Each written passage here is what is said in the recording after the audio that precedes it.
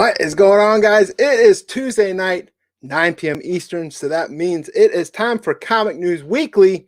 Got a great show for you tonight. If this is your first time watching this live stream, we are covering some of the week's hottest comic and pop culture headlines, as well as the live chat is always off the hook. So join that live chat, join the conversation, and join the panelists. Let's bring everyone on the screen right now and introduce these panelists, starting with El Beardo Jefe himself. Comic Man Andy, what's going on? What is good, y'all? It is another Tuesday. Comic News Weekly is in the house. Hey, what's up, y'all? This is Dank from Dank Comics, and just gathering all my AOKs for another day of shooting. What's going on, everybody? This is Pete at Renovision, breaking in my new glass, my new little pint glass. So, looking forward to some good topics tonight. Wait, don't just stop there. We got some Renovision merch, right? I still want to see it all before I talk about it. I got t-shirts coming tomorrow. There's a link on my YouTube channel. To be continued. It's there. It's through Teespring. Yep, I want to put my order in for a t-shirt, so put me on the list. What's up, everybody? Andy, CBSI Indie Spotlight Series. Ready to do it. Yeah, so there's the panelists. We got people coming into the chat right now. So thanks for everyone joining the chat. We got some Simpleman's faithful, Simpleman's Comics family. We got some great topics to discuss tonight. We're kicking it off with probably one of the most controversial topics, hoping to keep this PG-13 as much as possible. But, I mean, unless you kind of lived under a rock, it blew up on Twitter. Every freaking news outlet, even not necessarily comic, was carrying this headline. And we were talking about there's a third season of the Harley Quinn animated show that's about to come up, and they interviewed the showrunner for it, and they said they had to cut a scene out, and that scene was that, you know, Batman was eating a little bit of kitty cat, right? I'm so glad this is the first topic and not the last topic. Yeah. Real. So, yeah, and then on top of it, they said, you know, the showrunner was keeping it in. DC told him they had to take it out, and he asked them why they needed to take it out, and they said superheroes don't do that. And then they further elaborated on it because he's like, well, are heroes selfish lovers? And they said, no, the bottom line was we got to sell toys, and we can't sell toys when Batman is eating some pussycat. Don't even get me started on Batman and the bottom line. But it took over Twitter. It's all over the headlines. You saw everyone, comic creators, everyone was talking about this on Twitter. There was all types of puns, all types of different panels. And then on top of it, if Andy got the screenshot there where Zack Snyder came out there and just said canon with a fan art tweet. Canon. Yeah. So I don't know if he's talking about this is in canon or if it shot out like a cannon. I don't know. But and for all I know, he might just be smelling her belly button. That's weird stuff. That's where she stores her lint. Yeah.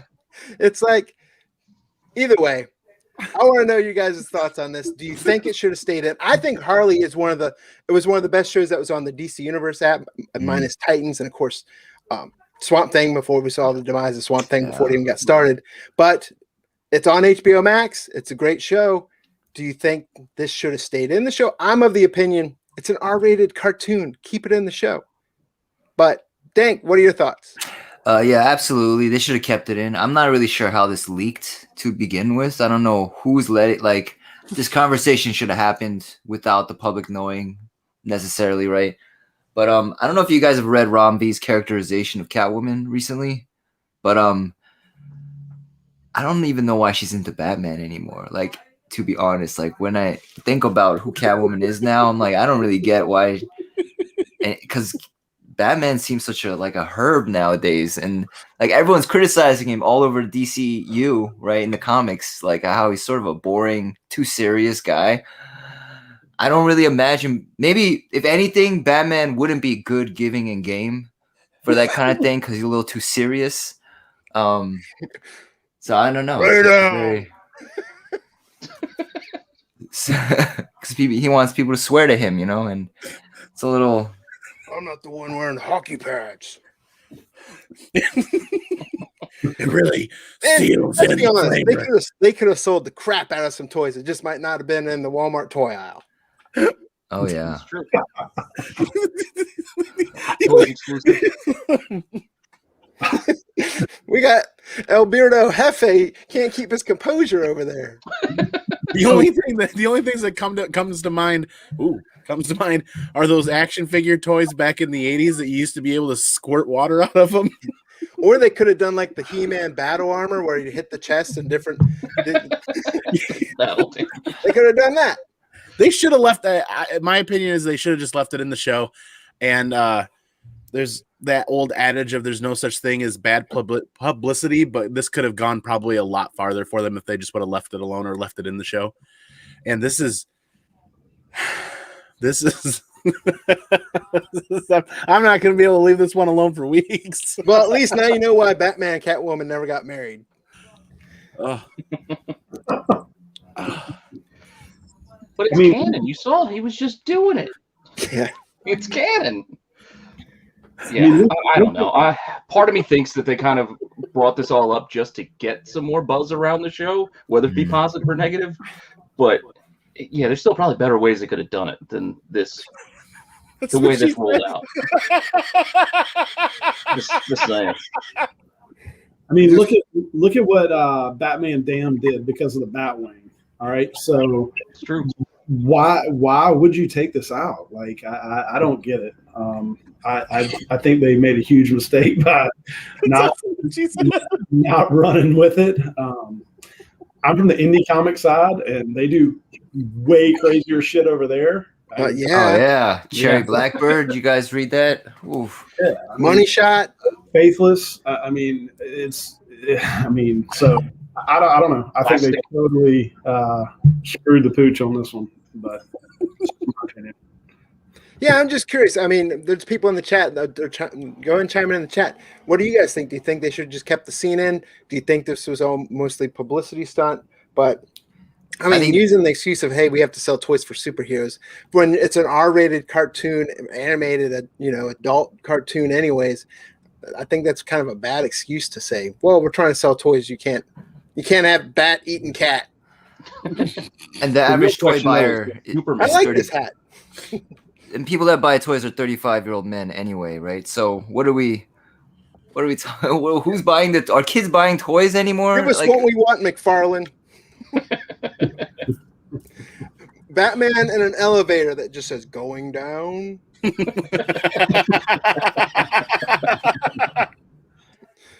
See, there's no question Soups would do it, right? So that's what I'm wondering. Would Soups do it? Oh yeah, he's got power. Heroes don't do that. He would vibrate his tongue, go through time. Come on. This thing's not going fast enough. There it goes. It finally caught up. Yeah, like I said, he's just smelling her belly button in the picture. So, I mean, Batman's back in the corner there, like, I'm never gonna recover from this. But go back to the toy thing. They're trying to sell toys, but this is an R-rated cartoon already. That's not for kids. Like, you're not selling those toys, with that property. Like, I don't know. Well, I agree 100%. You got an R-rated thing already. Why not just keep it rolling? Yeah, I think we're all in agreement on this one where they should have just kept it in. But, I mean, either way, it made for a great weekend on Twitter and social media. Absolutely. And like I said, there was websites and news sites and like CNET was running it and stuff. It's like news sites that you wouldn't normally see. And I think we did pretty good on this topic. It wasn't. It didn't go too. I think we kept it kind of PG-13. All for the win, 100%. Yeah. I think if it was a later topic, we might have seen it otherwise. Dan's got pizza. Somebody's watching the show. Somebody just spotted Batman going down right there. Stop doing that. Is that You're a hero. Is that Tony outside your window? Let me in the stream. Oh. By the way, yeah, Tony's not here right now. Hopefully he'll join us in case people are wondering, hey, we're missing a panelist. But yeah. So yeah, I'm crying. Moving on into the next story, right? What we got, Pete? Well, I'm gonna throw the spoiler warning out there anyway. Yeah, definitely even though spoiler. this has been out for just about a week. I mean, you got about 6 hours before the next episode's hitting anyway. So if you haven't seen it yet, well, you had your time. So we're just gonna get right into it. And that's this: who is Lady Loki? Is this Lady Loki? Is this Sylvie? Is this Enchantress? Everybody running with this idea because what was it? They pulled the name out of like a foreign edit, because the only name they gave her on the show was Randy. That was Randy. That's as far as I know. This character right now is called Randy. But this Sylvie, and then they thought it was Sylvie Lushton. Yeah, in the credits they called her Variant or something like that in the credits. Yeah, exactly. It's like this is the second episode in the series. Let's slow down. Like everybody rushing out to buy that Dark Reign book that I told you could buy in dollar bins. You probably should have for the Enchantress appearance, but that doesn't mean that's who this is. I don't know. I'm just kind of curious of your guys' take on who you think this variant is. Is it just a Loki? Is this Enchantress? Is this something just for the show? I'll get mine out of the way and just say that I have not read enough Thor or enough Loki books to really know. And it's enjoyable, but the tail end of that second episode was a little confusing. I'm interested to see what's going on, and I'm actually surprised at how much we're getting into the Loki show. Yeah, we talked about it 3 weeks in a row on this channel, on this show, which is more than I figured we would. I thought we'd hey, it's premiering, and then it kind of drift off. But each week there's something that's coming up about it, and I think it's great. I mean, I'm a huge Thor fan, but I as far as who Lady Loki is, I'm in it just for the show. I haven't been comics. I'm not speculating too much on. I don't have the Dark Reign Young Avengers book. I did buy A Journey into Mystery 103 years ago, right before Dark World and stuff came out, because I was just trying to we got Loki. Maybe sometime we'll get Enchantress. So let me get Journey into Mystery 103. And of course, that's a different one than if they use Sylvie. So there's a more modern one from Dark Reign Young Avengers, and then there's the classic. But then the classic one was her name, Amora, right? Yeah. She also shows up in Marvel Zombies. She's in Ultimate Marvel. So this is one of those characters. Even Lady Loki that you're seeing stuff all over the board between the Thor annuals taking off. It's like, what part of the storyline are you picking from? Is it Lady Loki? Is it like the 2008 when what was it, like Loki put himself into Lady Sif, right? Yeah, and Thor 5. Lady Sif as Loki. So I'm just enjoying the show. I'm not getting too invested in comics from, hey, this is where they're going with it. I'm glad I have the Journey Mystery 103 just from a collector standpoint. But it's also interesting to see where it'll go, what books might still rise, what books were guessed and left wanting, so to say. But I'm excited to see how it turns out. I think they Marvel pays too much attention to details. So her being blonde and all the variants being black haired, I don't think that's a mistake. That's very intentional. I believe that's very, they wouldn't make that mistake. They would have just made her dye her hair black. I don't think that's sort of a tell. And yeah, I think it's Enchantress, but I'm also convinced, right, that Kang already conquered the multiverse MCU. Kang already conquered everything. And the TVA is him holding control over he's conquering everything. And we're already conquered timeline. And we don't know it yet, right? And this show is revealing that we're already in the MCU matrix. It's like saying elsewhere. Yeah. We're on a snow globe. And the next 4 movies will be us trying to untangle ourselves from Kang's control, because he already won. That's what I'm guessing. Welcome, Simon. Tomberlin. Yeah, I was muted. So I was going to say, I think you're muted. Wasn't there some kind of replica helmet sale or whatnot that just happened that confirmed it was a certain character? Are you talking like the Marvel Legends helmets or something like that? It was missing. I'm drawing a blank here, but I want to say it was I don't know. There was some kind of replica helmets sold that proved it was Enchantress from what I heard. So I don't know how much truth there is to that, but I mean maybe it's Enchantress from DC Comics. Yeah. So that's doing her weird little dance. Yeah. That seems take it for what it's worth, but. You never know. Let us know in the chat. What do you guys think? Do you think Lady Loki is just a straight Lady Loki? Do you think it's Enchantress? What do you think? What do you think of Dan's theory? I saw some people in the chat agreeing with Dan's theory as I'm with well. Dan on this one. I think it's Kang at the end of things here. My favorite character right now is Hansel. You know, I mean Mobius. He's so hot right now.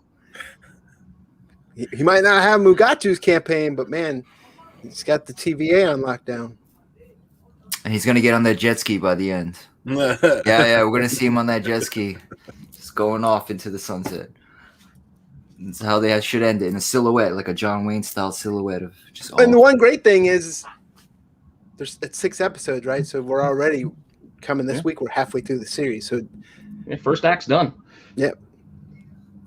It'll be interesting to see how it plays out, and it's not like I like Walking Dead, but I couldn't stand. I understand character building, but sometimes I was like, man, these one-off episodes, we aren't getting that now. Especially we saw that also with the Marvel Universe with some of the Netflix shows. It's like, man, that could have been like 8 episodes instead of 13 or 10. Iron Fist, but. Anyway, also last week we had a big comic release, right? It was the monumental 200th issue of Venom's, or Venom 35. What do we got on that, Andy King, El Beardo Jefe? Unlike Peter's segment that required a spoiler warning, this should need no spoiler warnings and should not be a surprise to anybody. Dylan Brock, the new symbiote host. I mean, we've been talking about this happening for well over a year, I think. Yeah, they were like, it's going to be this issue, I'm telling you. Like, Donnie Cates was beating this horse for a solid year, wasn't he? Oh, yeah. I mean, he's had, multiple standalone series, right? Between Absolute Carnage, Black King in Black. What was the other one? Didn't he have was it Venom Island or something? Symbiote Planet or Planet of Symbiotes. So he had multiple just Venoms, and then he also had a couple tie-in, and it was funny because you watch everyone go rampant. It's like, oh man, it's gonna happen next issue. we all knew it was coming, right? No spoiler warnings needed, as this is not a surprise by any means.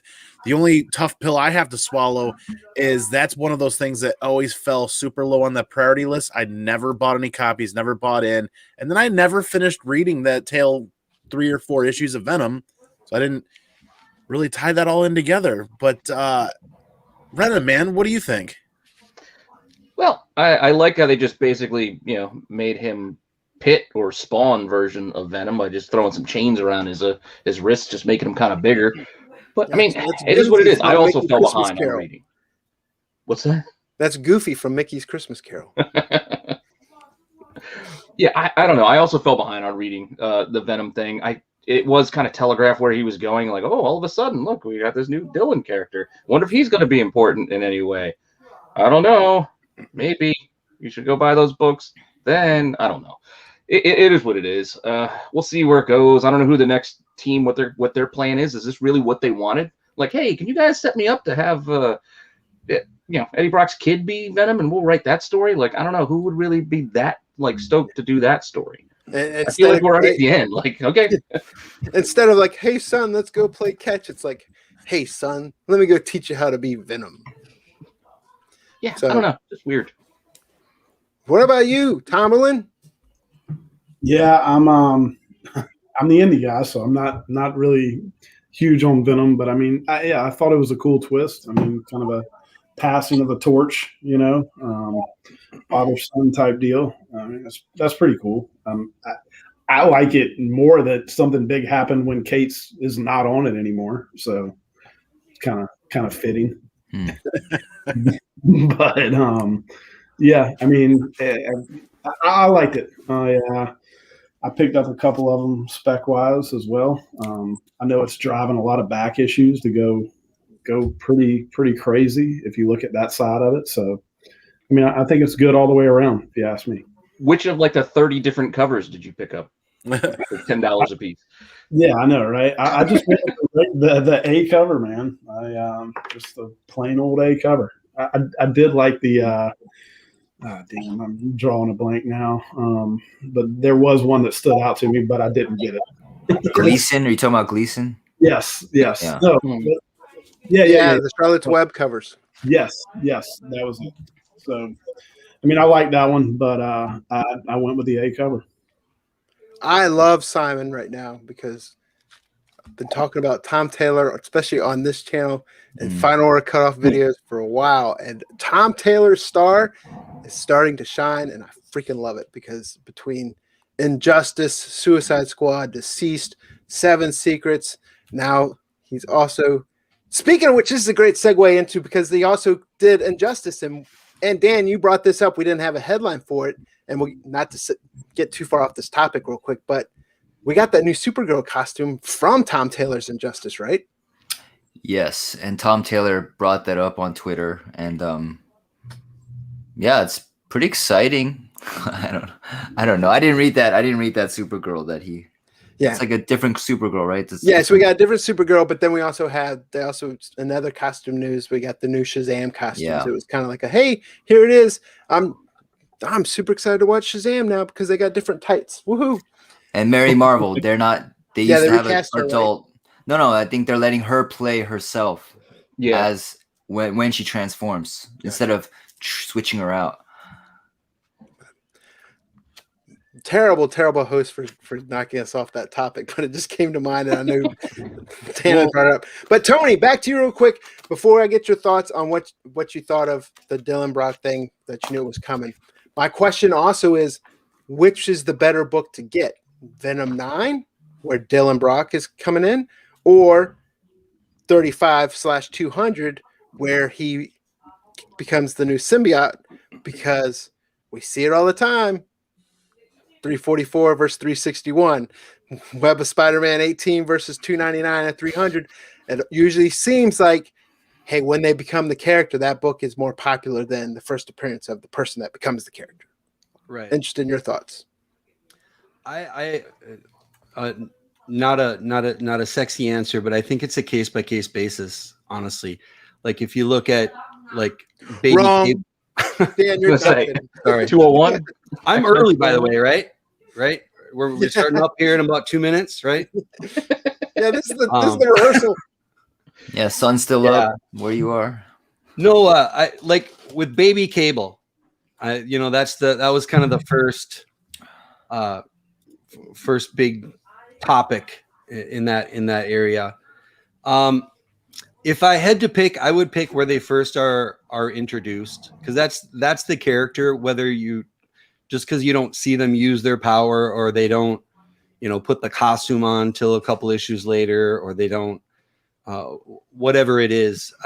Like this whole Monica Rambeau spec with, okay, this is the first issue where she uses this name, and this is the first issue where she had like 7 names. I mean, how about the first issue where we meet Monica Rambeau? But it definitely is case by case basis. Like with Ironheart, most people refer to her as Riri. So in my mind, the first Riri is important, not the first Ironheart. You know what I mean? But there are characters that, like maybe they were a side character for a long time. Dylan seemed to be important as soon as he came out. I mean, everybody knew something was going on. There was no secret. Donnie Cates made sure of that on Twitter and Instagram and Facebook and everything. So I would lean toward his first intro, not necessarily. I mean, obviously 200 is going to be big too. The print run on that's going to kill it. Keep it from being a monster. And I picked up the Verege. How do you pronounce it? Verege? Yeah, good enough. But, you know me, I don't do names, man. I don't know. Spell it out. I am honestly loving his variants he's done in the last year or so. All the indigenous, the Native American variants that he's had on different books. Yeah, they've been great. They even had like a variant month, right? With a bunch of his books. Yeah. Yep. So that's what I got. I think in this case I'm going to go with Dylan. The first issue. Right. I think that second printing was the book to grab some time ago of number 9. That second printing. Oh, the one with the Eddie holding like the backpack. Looks like he's at a bus station or something. Walking the dog, leaving the bus station. Yeah, that's going to be a tough cover and high grade with it being mostly black. And I don't think the print run was super high on that at the time. Let me ask you this: Are you guys gonna pick up Hulk? Donnie. Well, let me preface that. We all know Donnie Cates is moving on from Venom. He's going over to write Hulk. Are you guys going to jump on the Hulk? Do you think it's worth picking up because Donnie Cates is writing it? Got to check it out at least. I mean, I've been getting Immortal Hulk anyway, so it's just kind of continuing Hulk. But now, Immortal Hulk was I know it's a refreshing. different series, but Immortal Hulk was definitely refreshing because Al Ewing added that almost like that dark. I don't want to say horror. Well, horror is probably a close thing, but it was a different take on it because it just seems like unless you're a diehard Hulk fan, a lot of those series sometimes it's just like. Well, it could get a little goofy when you got a character that overpowered. Yeah. I have a feeling that people are a little more excited about Tom Taylor and Ron V and their titles because I don't know. I mean, Ron Visa, he's good. Oh yeah, Savage Shores, man. That's what I'm saying. What he did with these Savage Shores was that was a great book, man. And his Boom book right now is great, also. Yeah, Lila Star. Yeah, Lila Star. Yeah.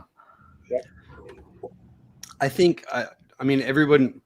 The industry follows Donnie Cates. I think different parts of readers maybe are a little annoyed with him. With the constant, this next issue is going to be the biggest one. You better, he messes with speculators, which isn't a bad thing. I'm a speculator. I don't mind getting messed with every once in a while. But I think it'll be exciting. I think Marvel is giving him free reign to do major stuff with these characters. I think the average writer is not given as much free reign as far as who they can pull into the story, how they can link it to other parts of the 616. So I'm excited to see, he's got some weird plan. We're going to see some gamma characters we haven't seen in ages, and who knows? We're supposed to have. He definitely drives the secondary market. I will give him that. I mean, he posted something this weekend that moved a bunch of those.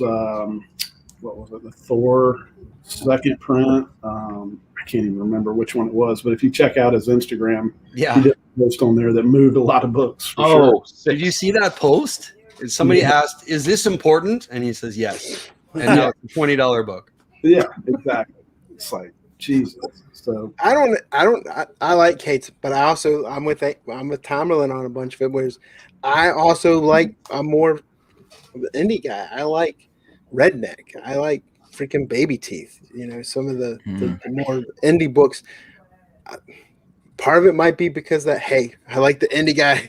It's like I like them in the smaller market rather than the big 2 type stuff. I just gravitate more towards indie stories, but he's done great on Venom. I'm a Thor fan. I was on record for it when Jason Aaron's Thor run was one of my favorites. And I was kind of upset, even though, I think Donnie Cates will do great. It's just like now everyone's going to be reading Thor because Donnie Cates is doing it. Donnie Cates has been doing great on Thor. I mean, I don't disagree with you there with Thor and with Venom, but when the bar's being set so high by so many other writers, I feel like Donnie Cates is getting drowned out. I mean, look at Lemire, look at Tynan. I mean, there's so many other writers out there that are garnering my attention long before Cates, because honestly, I was reading Thor because I'm actually really enjoying Thor, but everything else by Cates is completely drowned out by 5 or 6 other completely amazing creative teams right now. They're blowing Cates out of the water, in my opinion. I mean, Cates is doing good work, yeah, but how many books can you read and buy in 1 week or 1 month, right? There's only so much attention span to go around, and when I think Cates has got to step up his game and raise his bar a bit higher, because I'm not the only one out there that is basically being pulled away from stuff like that Cates is doing by Tynan and Am I even saying that right? Tynan. It is Tynan. Yeah. Yeah. Yeah, I agree, and I think yeah, like if you follow like what people, I think we have a memory of what Kate's was, and that's what we're talking about right now. But right now, at this moment, I don't hear a lot of people getting excited about Kate's like they used to. They're getting more excited about Tom Taylor and Romvey and Lemire, and yeah. Tomlin just got 3 fire emojis in the chat because he's freaking hot. Yeah, right. But what about crossover? You guys reading crossover at all? Yeah. Donny Cates' book, right? Not anymore. I don't know. I have not. Oh yeah, no. Donny Cates is off of that as of the last issue, isn't he? Yeah. But he's off of it. What? He handed off to and someone put in the chat that they do see him. Isn't it? Who is it? Is it? It's not Zdarsky, is it? Or he is writing. I know Zdarsky is writing. Was it issue number 7? Because it has Oh, the and Zdarsky cover. Yeah. When it's like a wanted poster of Zdarsky on the cover. Yep. There we go. Simon MVP. there we go. So who owns the property crossover? Is it? I thought Image's creator owns, so he's letting Zdarsky write his project. I guess is that what we're saying? Right? Yeah, I have to look into it more. Yeah, Good question. Good question. I read the first 4 issues and liked it. I wasn't a fan. I don't know. It just didn't keep me into it for some reason. But getting back to the Spider-Verse, we got some more Spider-Verse news. We all know that Silk is coming to Amazon Prime, but we got some more news. We actually got a showrunner, right, Dan?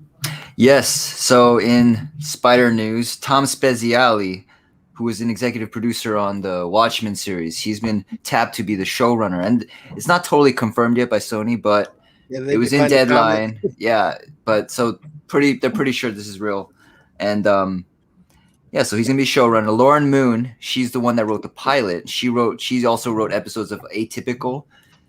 She's supposed to be like the co-executive producer, co-showrunner, but I think Spezialy is going to be the main showrunner. And usually when newer writers have a show, someone else is brought on as a showrunner to make sure it runs well. And he's worked on Leftovers. He's worked with Lindelof for a long time. And he co-created. Oh yeah, good old Bruce Campbell, right? Yeah, Ash vs. the Evil Dead. Exactly. Yeah, Oh, yeah? He co-created Ash vs. Evil Dead. Yes. Nice. And what's interesting is like with Amazon, they're doing really well with superhero stuff now, but like before Invincible and Boys, there was also The Tick, which didn't succeed as well, and I've studied Lauren Moon's work, and she's done like sitcom-y comedy kind of work, so I can see why they would bring on Spezialy, because he's got that whole Watchmen epic, intense storytelling thing. So if you merge that with the sitcom-y silly thing, maybe that's what they're going for, because they want to ensure that it's more epic like Boys and not like The Tick, right? The Tick was a little more sitcom-y. It felt very low, like almost too low-key, so I think that's why they're bringing him on. Yeah. But we're closer to the show. It's going to be on Amazon. Can I ask you, because you got more of a pulse on that, Mhm. Does Sony have anyone overseeing things? I mean, I know they don't have a Feige per se, but like who is coordinating these, or are these just kind of piecemeal, kind of like how Marvel TV was for a while, where we got Runaways over here, we got Cloak and Dagger over there, we got a couple Netflix things here. Well, okay, so this is Sony Pictures Television, I know that, but Amy Pascal is also one of the executive producers, and so is Lord and Miller. People from the Spider-Verse movie. Yeah, Lord and Miller are also executive producing. So I'm assuming they are going to be integrating this a lot with their Sony Spidey CU or whatever they're calling it. So what do you think? Are you excited for the show? I haven't.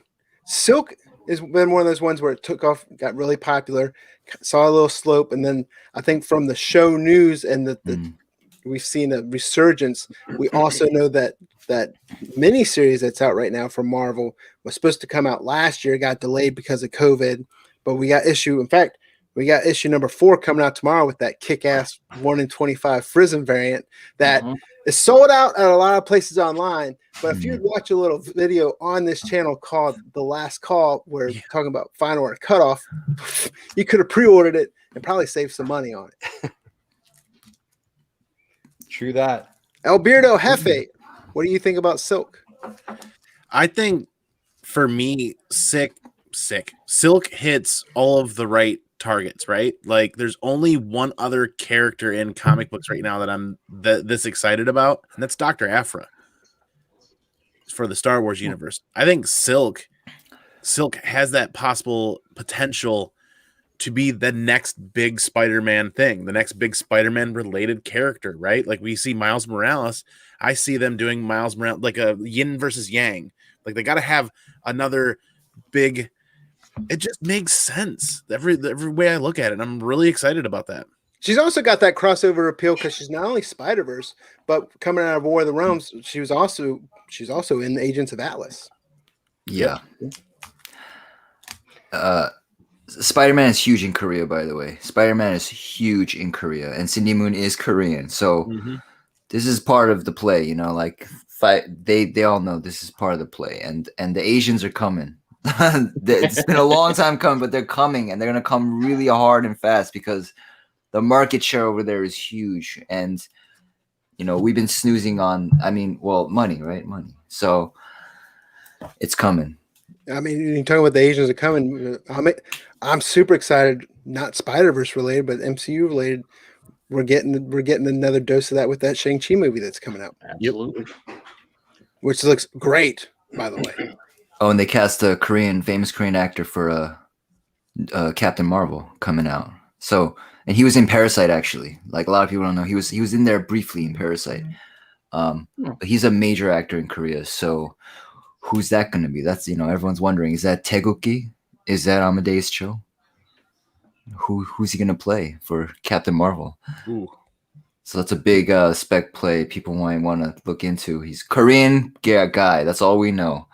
And there's not too many in the MCU. Lady Loki.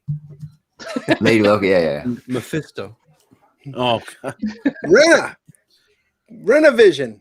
What's your take on all this? How do you feel? Yeah, I'm intrigued by the idea of a Silk show, but at the same time, I don't have enough time in the day to watch all these shows. I'm just saying, there's a lot of good, and they're good shows too, which is great, but I just can't keep up with everything. I mean, I don't think I ever even finished Umbrella Academy season 2, or didn't finish Lock and Key. There's just so much content out there. It's a battle for my attention, and I don't know. I'm hopeful. I'm kind of excited and interested in hearing more news, but I don't know. I don't know how many hours in the day I got to spend on all these shows. Do you get burnt out on TV movie spec just because it seems like everything's somewhat optioned? It's almost to the point like, man, at some point it's going to be better. This is the one comic that's not optioned right now. Pick it up. Well, yeah, because they're so far ahead. Like, oh, it's coming out now. Well, we've been specking on it for 2 years already. So yeah. I'm already bored of this book because we've been talking about it for so long, where it's gone up, it's gone down, it's gone up, it's forgotten about. Like, it does get a little bit repetitive with some of this stuff where they're coming. This character's coming. Oh, they didn't show up. Well, they're coming now. Oh, well, eventually, Mephisto, we'll get them. Well, maybe that's a sign for us to look for what will be the next evolution of character introduction, because we went from the whole movie introduction and movie spec situation to now it's really TV focused and centralized. But if people are getting really bored of that now, what'll be the next evolution then? Well, it's too hard though. I think we already see it. I think it's video games. I think we're starting to see a lot of that.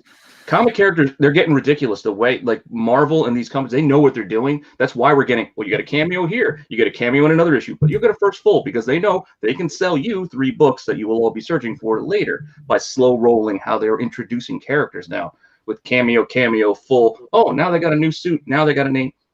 There's like 9 different important books before a character actually does anything or gets any sort of real play these days. So that's what's making it tougher. Right. What about triple fire emoji Tomlin? I know you're more the indie spotlight guy. Let's not even say comics. Do you have any? Is the Silk show on your radar? I mean, honestly, no.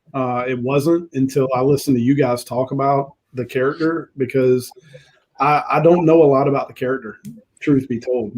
I know a little bit from the Agents of Atlas stuff, but that's about it. And I'm in the camp with Peter here. Like, there's just not enough time in the day. Like, I struggle to find the time to watch all this stuff that's coming out. Not to say that I don't want to, or if I did have the time, I wouldn't sit down and watch it. But for me, it's probably not going to happen.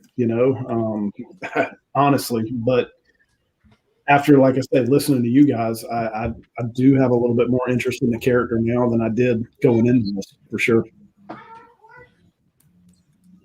Tony, let me ask you this. Yes, Because sir. I asked this question before. Here goes back to that same thing again, right? Amazing Spider-Man #1, Cindy Moon. Amazing Spider-Man #4, we got Silk. So, the character that she is the more popular book. Yeah. I still think we always say pick them both up, right?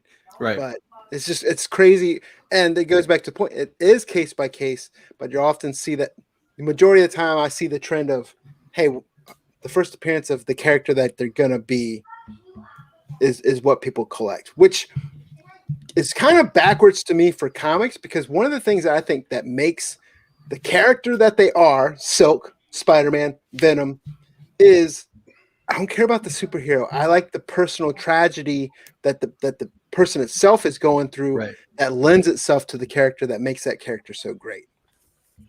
No, I think you're right. And there's no consistency, because like we were just talking about Riri right now, the first appearance of Riri is more important than the first appearance of Ironheart, but it's the opposite with Silk right now.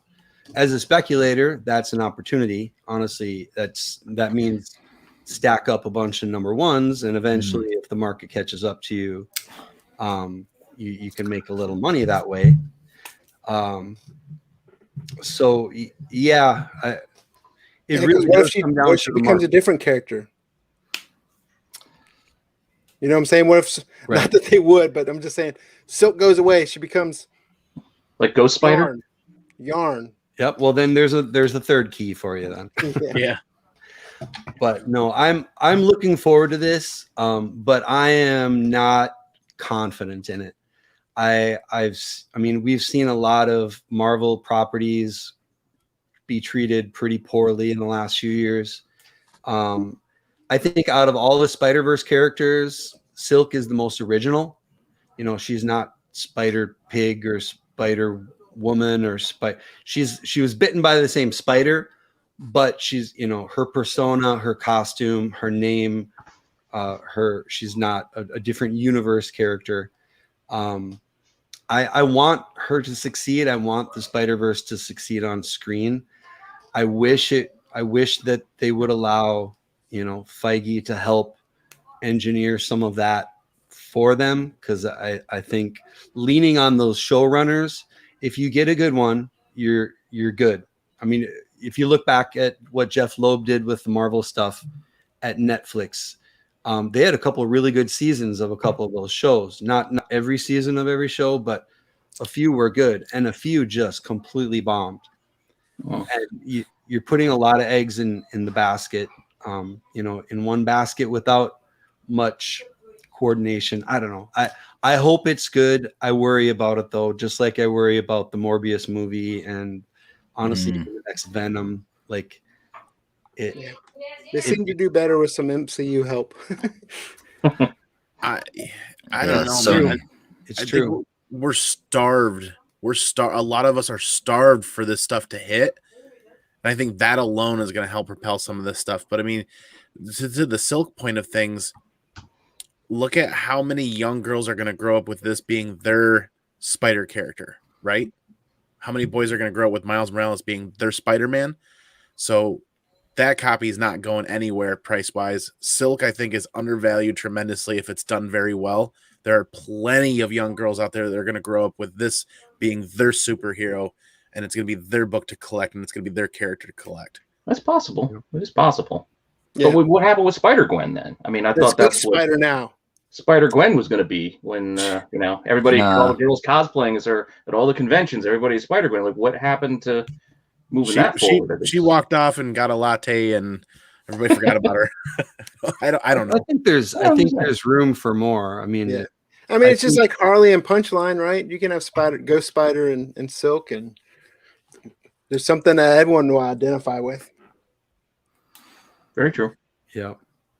There's one other thing we didn't have any graphics for it, but we all know August 9th it's coming out to HBO Max and in theater. But today they launched it. They just dropped for the new Suicide Squad trailer. I want to ask you guys, one, the first Suicide Squad movie, which wasn't the best, released the David Ayer cut, right? But we saw a bunch of books move with that. I haven't seen as many books moving with this new Suicide Squad. Do you think it's because there's so many characters in it that hey, not all these people are going to make it out. You don't know what to go after. And are you excited to see this movie? But most of all, we are getting back to normal. This is a movie, although I have HBO Max, I want to see it in the theater. What are you guys' thoughts? Dan, let's start with you.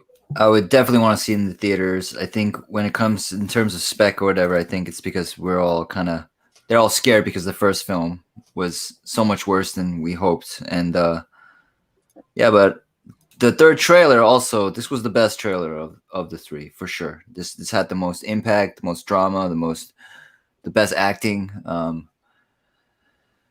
So yeah, I think it's gonna be. It looks like it's fun, If we get what we think it is, that's gonna be great. And I think King Shark did pretty well, right? King Shark's back, but yeah, we'll see what happens. Anyone can die. I feel like Idris Elba might die because that'll be like a twist, right? You want to scare us or whatever. So yeah, I'm looking forward to it. Help Amanda Waller books at all? I mean, yeah, man. I can't believe how her first appearances hasn't like skyrocketed. It jumped when the first movie came out, and I forget the actress playing her name. Viola Davis. Yeah. I love her, but I mean, what was it? The DC Legends book, right? Right. Yeah. There's a lot of them out there, but it's still a great character nonetheless. And like I said, as mentioned, and Simon mentioned earlier, Tom Taylor's Suicide Squad run was awesome. Not that this plays into it. And John Cena seems to be the one of the big characters, right? And he's getting his own show. He's getting his own show and all, so I would think. So he's one to spec. Yeah, but you got to go back to like Fighting Force 5, like way back in the day. We saw that when the character was announced. What do you think, King Beardo? I don't even know where to begin. I just don't have any connective tissue with these characters. DC, just say it. I don't hate DC. I'm in Nice House on the Lake. There's a lot of good stuff going on over at DC, but I mean, that's what happens. Suicide Squad ends up in the lake house mansion. I've got no connective tissue with any of these characters. And then when I look at that trailer, I see a bunch of people that I'm very familiar with them playing other characters and not these. So Michael Rourke, John Cena, I see all these people and I think of other characters. So I don't even make connections with them and the characters they're playing in this movie and trailer. It just makes me, I should probably do the service to sit down and watch it through and do a little bit of reading and educate myself and, grow my understanding of that more so. But just at face value, I see a bunch of characters from other shows, other series, other movies. And I think that's why that's kind of becoming how you kind of draw that line of where a show or a movie can be successful or more successful is when they go to a clean slate and pull great actors that nobody knows about. I look at that and I see a bunch of actors that I know for other roles and other things. So I just don't see them fitting into a lot of these positions. You mean you don't like seeing Stringer Bell? One thing I do like is it looks like in this one, the movie's not being carried by Harley Quinn.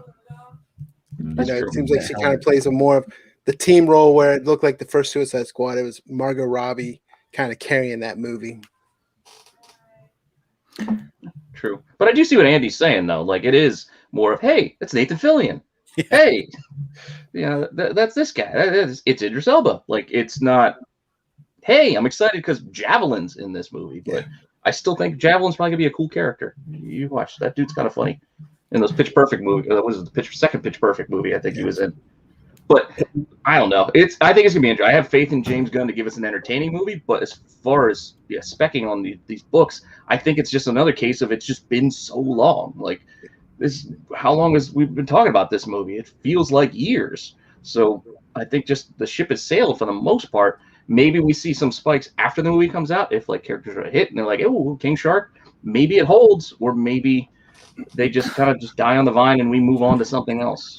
And I think also is unlike Marvel, it seems to be isolated, right? That it's not tying into a bigger DC storyline, or it might be. Who knows? They did mention Superman. Yeah. Or it's going to be King Shark dies in the first 3 minutes, and then So I think that's why you're not seeing a lot of these books moving, because who wants to spend money on books and then that character is dead in the first 3 Who let that lady in here?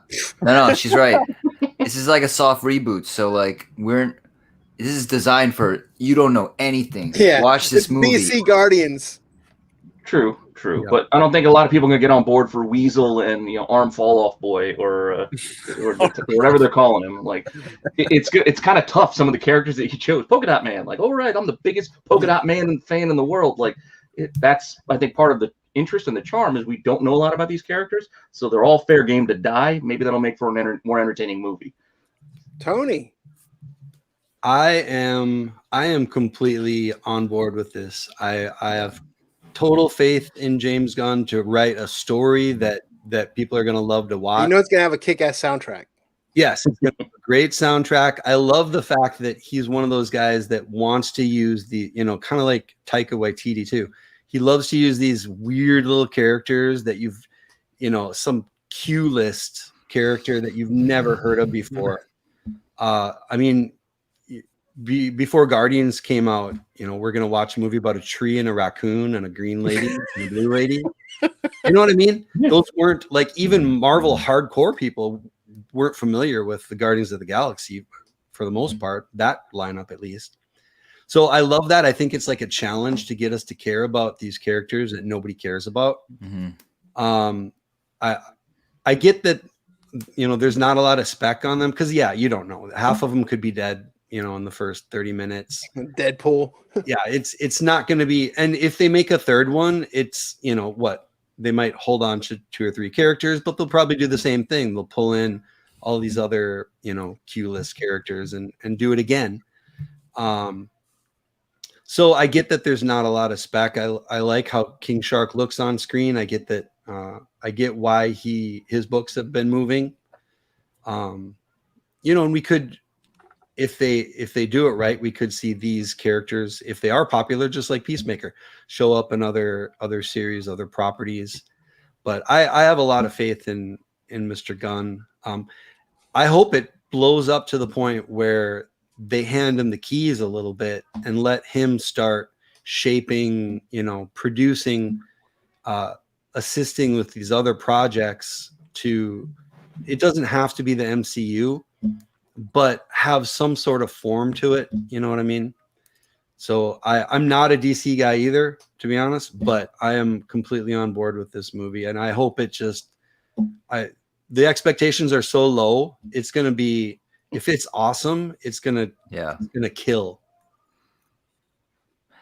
Yeah, and Gunn's still doing. I'm excited to see it. He's doing Guardians 3 too. Yep. So and a holiday.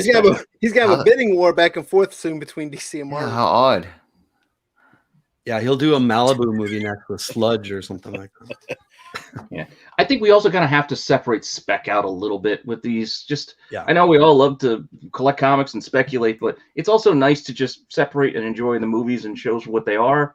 Kind of like fantasy sports and real sports. Like I love playing fantasy sports at the same time. I love real sports too, so I'm not going to let my fantasy team failures influence my true fandom. Like I don't know, I just and even Guardians a little bit. Guardians movies were great, but they didn't drive that much spec. I mean, not compared to the other Marvel movies. Not that they're not worthless books or anything, but the first one people were chasing ego for a while there. They wanted well, that the first ego, one, but especially with the Groot and was it the Hulk annual, and then the 2008 books took off. I mean, they saw the same thing with Eternals, but yeah. What about you, Tomlin? You going to see Suicide Squad? making that face again. Sure, yeah, no. I mean, if I find the time, yeah. But I mean, I don't even watch movies, man. I'm too indie, yeah. not high on I my listen to radio shows. Yeah. Documentaries. NPR. No, I can't say that I'm going to be running to the theater or wherever to see this one. But I mean, I'll definitely give it a shot if I got the time. That's about all I can say. I'm with Astra there, or whoever said it. Weasel. I want to see how they kill Weasel off. So, Yeah. there you go. There. Like you said, did kill children. Yep. Well, the thing also is, this is Tuesday night, so we all know tomorrow is New Comic Book Day. And we want to go around the panel and see what's the one book you guys are interested in picking up tomorrow. Dan, let's start with you. I'm looking forward to Blue Flame issue 2 because I read issue 1. Vault, right? Yes, Cantwell, and yeah, it just kind of left a lot of questions. So I just want to know the answers to these questions, and it was interesting enough, and it brought in something about the real world into the superhero genre that I don't usually see addressed, which I also thought was super cool. So I want to know what's going on because issue 1 didn't really match the solicitation exactly because there was like a huge divergence from the story. They or got whatever. spawned. Well, yeah, I mean, I don't know if you read issue 1, but it was a little different. So yeah, I'm looking forward to issue 2. I want to see where it goes. No, don't put that up there. Hide Astros. That's my book.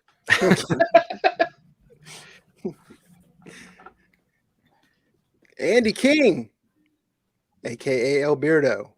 Oh, dude, you know what I'm picking. You know what I'm picking. Something's Killing the Children is back tomorrow, and it's fantastic new story arc starting. And I'm kind of digging the Yoon cover, the 1 in 25. I know I've got one of those set aside for me.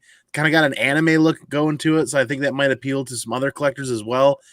And I'm wondering where the print run's going to land with this now that the arc is back. You know, we talk about how sometimes series fall off after a certain point. I wonder if this one's going to continue to see that upward trend. But it's just a fantastic read. I love where they're at. I cannot wait to explore further into this story arc. And it's one of my favorite series that's going on right now that I don't have to buy 10 variants for at the LCS. They get rid of the store exclusives. You know what I'm talking about? Just separate that for the moment. But when you walk into your LCS, there isn't Berserker 10 covers on New Comic Book Day for one read. So I'm actually really excited about that too. What about you, Petey? Well, Brian, you already ruined my book, so don't get mad at Astro for ruining your pick. Because I really want that Frizzen. I want that Silk. Like I do. I ordered one online. I'm going to see if I can get one at a shop too. But I'm telepathetic. I knew that's what you were going to pick. I like cover art. I'm a cover art collector. I dig it. So I'm definitely looking forward to getting that and hopefully finding one in a shop tomorrow. Yeah, and I sit there and talk about, hey, we talked about it on FOC, but to be honest, anyone that collects comics, if you saw that before Final Order Cutoff or even previews 2 months prior, and as soon as you saw that cover reveal, you just kind of knew, like, hey, one, it's a gorgeous cover, and issue 4, 1 in 25, if you can get that, especially ratio below, because, Midtown sold out and they're selling it for like $45. I mean, It's a double ratio at Midtown when it gets listed nowadays. Yep. Indie Spotlight. Yep, I got to go with TMNT 118. Return of Shredder, right? Yeah, Shredder's coming back, and the synopsis or whatever says, is he friend or foe? So that makes me wonder how he's going to come back. Is he going to come back helping the Turtles or whatnot? And there's just a badass Eastman cover. for that. With They wasted the incentive, I think, on this one. yeah, It could have been so much better. By the way, the 1 in 10 incentive is close to ratio and available on Midtown Comics. yeah, it's trash. But I don't know, man. They're 1 in 10s have no name, but somebody likes it. So yeah, I don't know. It's not a bad looking cover. It's just Shredder, man. Yeah. Why waste the opportunity? Yeah. Even just put a Shredder claw or something. Could be. Yeah. I just like the Eastman one. I like seeing Lita on the cover with the other turtles. So yeah, that's my one I'm looking forward to. Mark the Cuddy Shark's got it right in his comment. Good stuff right there. Bill Sienkiewicz. Sorry, I always say that. Sienkiewicz doing those the Conjuring, the Lover covers for DC. I love those right now too. Tony, what book are you most excited for tomorrow? And it's reader pick, spec pick, whatever you want to talk about. By one book, you mean 5, right? Yeah, sure. I'll give you my thought process. If I think Spawn Universe is a very important book. I don't know if it's going to be awesome, but the fact that it's opening up this whole. Yeah, it leads into those other one-off books, right? Right. I think that's going to be a super important book. I like a couple of the covers that are coming out. That America Chavez voices, the Pride cover, be good. But I'm going to speak as a speculator and go and say, the new number 1 by Behemoth, Motherfuckers. Yeah, number 1, the Garbage Pail Kids, 1 in 10. The Garbage Pail Kid variant. That print run is going to be small. That's a ratio variant. I don't know what have other people done Garbage Pail Kid homage books? Yeah, before? like they had Deadpool. They've done. Yeah, I remember that. Yeah, Reckless Wade. Okay, and then it's a 1 in 10 for issue 1. They're doing other ones that are like a regular B cover for other issues for this series. Right. I think it's going to dry up really quick. So in terms of something that I can buy and maybe sell, I'm gonna be looking to get a few of those. Well, I gotta agree with Astro Wizard because he's just the best person in the chat right now. But I'm super excited for Stray Dogs getting that issue 5 of 5, and every time the issue would hit either FOC or a late printing. Always had to talk about this on the show for a while there. It's like, what the hell, Stray Dogs? And people are starting to take notice, and for good reason.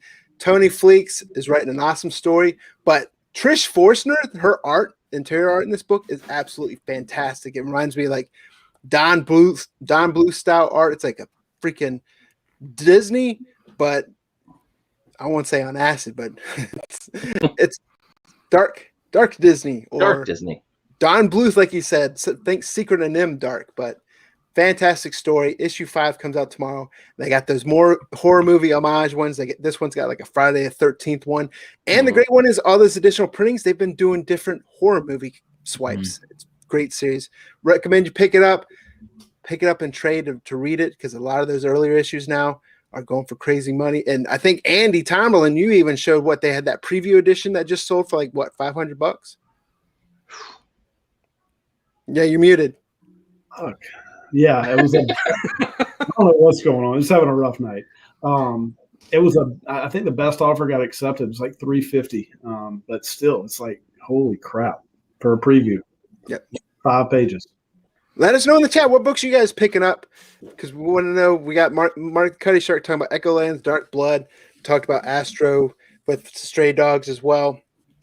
And no doubt, indie books are hot right now.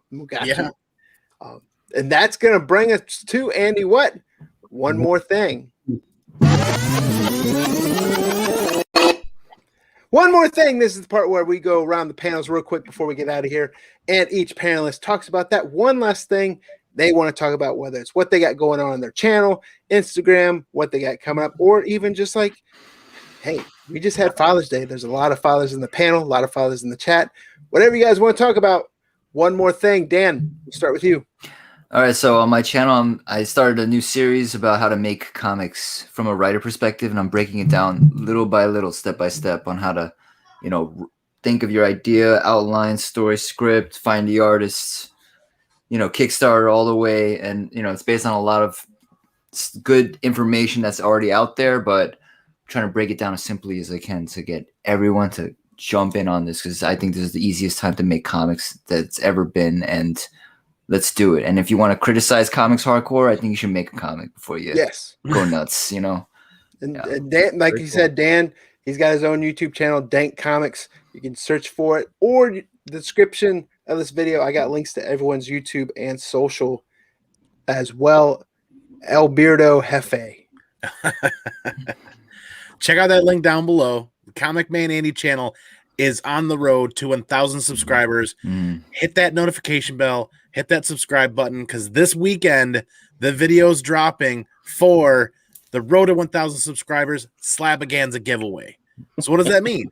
That video drops, you watch it for 5 minutes, then you enter, and it'll tell you how to enter. And then when the channel reaches 1,000 or beyond, we will do one massive, massive live party hangout where we give away a bunch of slabs to the community members that entered on there. And that's one more thing. And Andy King promises to sing Rainbow Connection. Oh man, I could sing so many things. If you want me to sing, I can tell you where I'll be singing at. I want you to on a log in the swamp like Kermit in the Muppet movie singing Rainbow Connection. Yeah, I want a Rainbow Connection now too. I'll be disappointed if you sing anything else. Sorry, 80s kids. Renovision. We can't disclose it yet, but he's got a nice little cup there. That's how you get disclose. Yeah, this is my glass.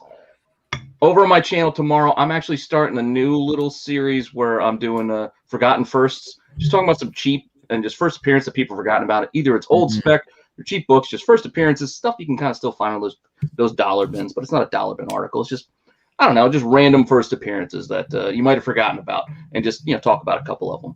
And then tomorrow night at 9, Marco and I are doing animated X-Men. We're going to do a tier list, and then a pop culture fight club, a new segment. We're going to try it out. So if you're interested, hit up the chat, because we do enjoy the chat. The chat is an integral part of the show, and just have some fun talking about comics and toys and cartoons, man.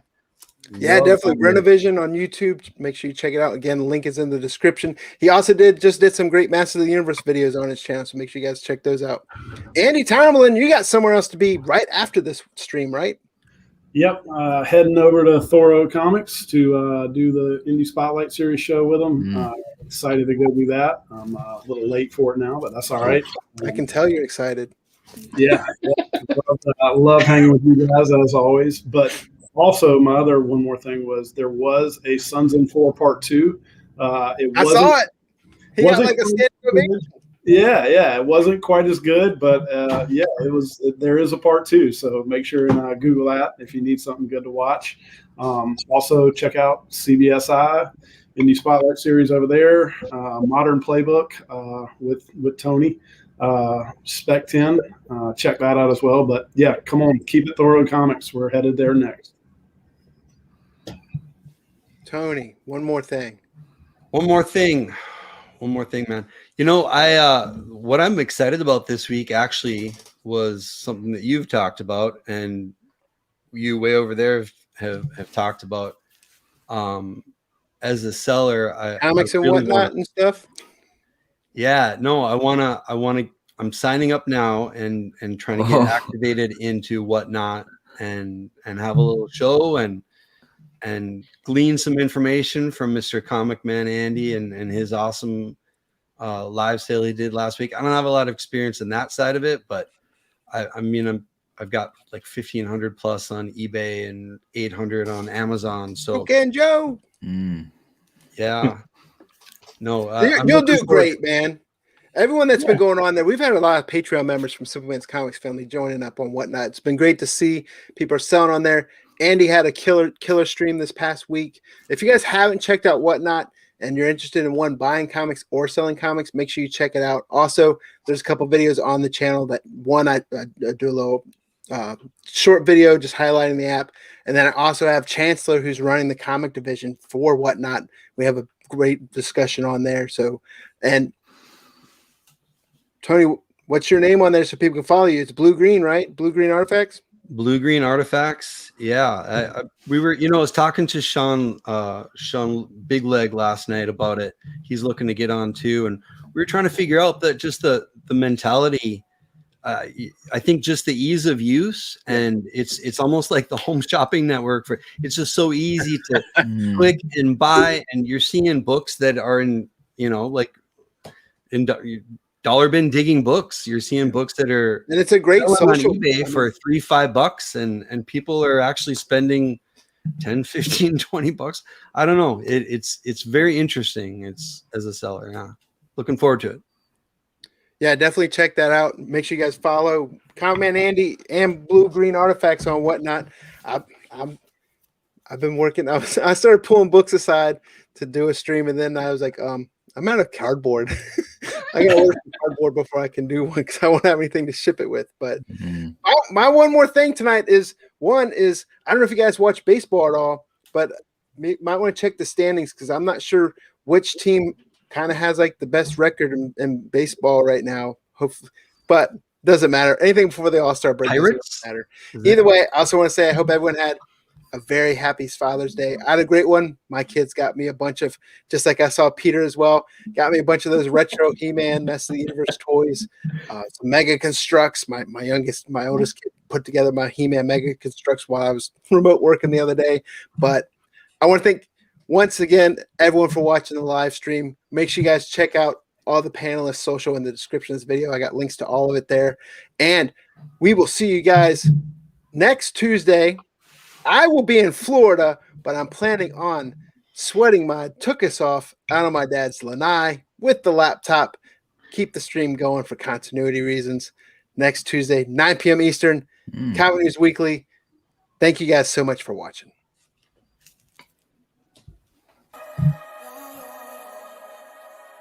She pull up, hop out, then she swerve. Do your two-step, your little catwalk, make it work. Make it work, Jill dance, make it work, strike a pose. Make it work, Jill dance, make it work, strike a pose. I pull up, hop